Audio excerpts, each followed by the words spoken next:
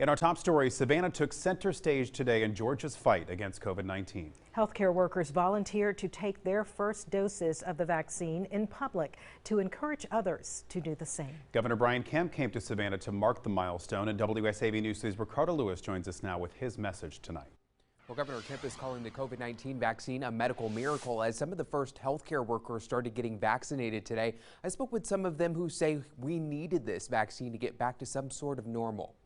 The first doses of the COVID-19 vaccine are finally in Georgia, and 4 nurses were some of the first to be vaccinated. Emergency room nurse David Wilson was one of them and says it's like any other shot. I think that the vaccine is a really important thing in that it's just the first step to us getting back to normal, to a time before COVID-19. That's why he wanted to be one of the first in line to get the Pfizer vaccine. He says what he's witnessed on the COVID-19 floor at Memorial Health has been too hard to watch. It's hard. It takes more time. It takes more resources to care for COVID patients.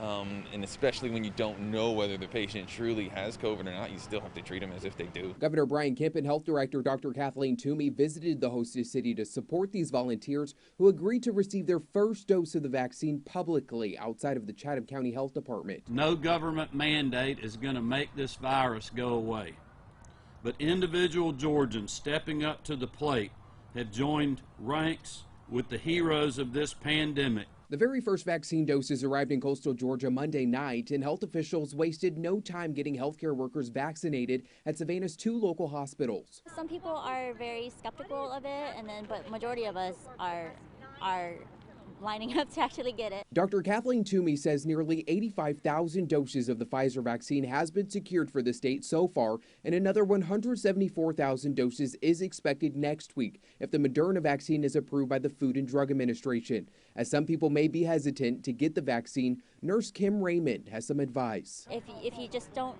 know for sure if this is something you want to do the research.